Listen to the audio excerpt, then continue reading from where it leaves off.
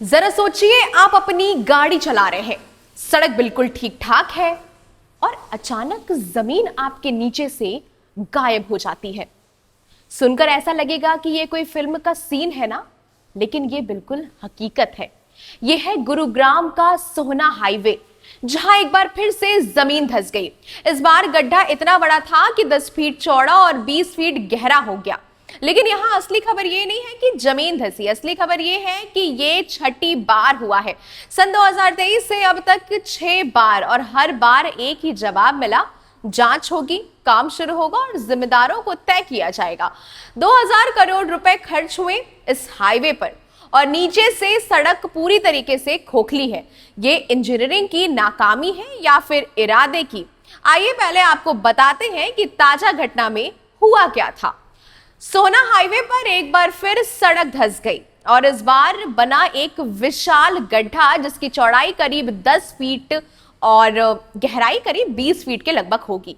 और ये गड्ढा ठीक उसी जगह के बेहद करीब बना जहां पिछले साल जून में भी इसी तरीके की घटना हो चुकी थी। घटना की जानकारी मिलते ही NHAI यानी कि national highways authority of India और GMDA यानी कि गुरुग्राम मेट्रोपॉलिटन डेवलपमेंट अथॉरिटी के अधिकारी मौके पर पहुंच गए। प्रभावित हिस्से को तत्काल प्रभाव से बैरिकेड कर उसे घेर दिया गया, ट्रैफिक डाइवर्ट किया गया। राहत की बात यह रही कि इस हादसे में कोई जान माल का नुकसान नहीं हुआ। लेकिन सवाल यह है, अगली बार भी क्या हम इतने भाग्यशाली रहेंगे? ये घटना कोई पहली बार नहीं हुई है। ये सोहना हाईवे पर 2023 के बाद से छठी बार है जब सड़क धंसी है। सुनिए ये पूरी डेडलाइन। दिसंबर 2023 पहला बड़ा धंसाव हुआ था, जुलाई 2024 में दूसरा, जून 2024 के 18 तारीख को एक और छोटा सा कोलैब हुआ। डेडलाइन बंद हुई 30 जून 2024। सिप्पल विहार के पास 2 मीटर चौड़ा 6 मीटर गहरा गड्ढा हुआ। मई 2025 एक और अब मई 2026 में छठा। सिप्पल विहार वाली घटना तो सबसे भयावह थी। वहां एक सीवर चैम्बर पूरी तरीके से बैठ गया और गड्ढा 12 फीट गहरा हो गया था। यानी 2.5 साल में 6 बार, हर 4 महीने में एक बार गुरुग्राम की सड़क धंस रही है और हर बार नई जांच, नया आश्वासन दिया जा रहा है।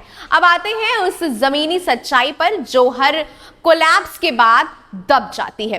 अधिकारियों ने खुद माना है कि इन सभी धंसावों की जड़ है हाईवे के नीचे दबी एक पुरानी टूटी हुई 1800 किलोमीटर की मास्टर सीवर लाइन।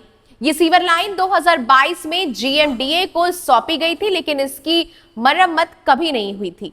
पाइपलाइन सड़ती रही और ऊपर से 2000 करोड़ का हाईवे बन गया। 2017 में हुडा यानी कि हरियाणा अर्बन डेवलपमेंट अथॉरिटी ने इस सीवर लाइन की मरम्मत का प्रस्ताव दिया था। CIPP टेक्नोलॉजी से, यानी कि यूं कहें कि क्लोड इन प्लेस पाइप लागत इसकी लगी हुई थी।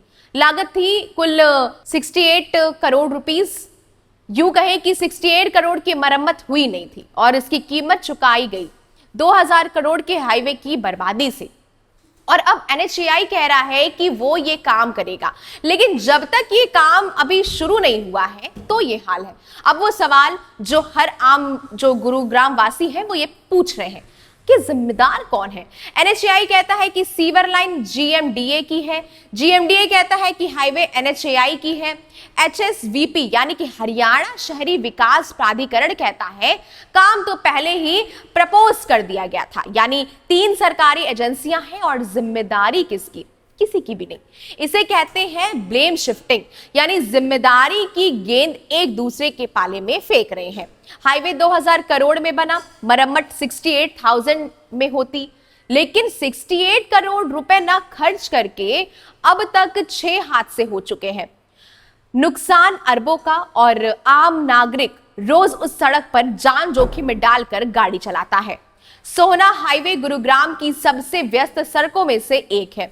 लाखों लोग रोज जो है इसी सड़क से दफ्तर जाते हैं और घरों को लौटते हैं और उनके नीचे एक टूटी हुई पाइपलाइन है जो 9 साल से मरम्मत का इंतजार कर रही है, जो 6 बार धंस चुकी है, जिसके लिए 68 करोड़ अप्रूव्ड है, लेकिन काम शुरू ही नहीं हुआ है।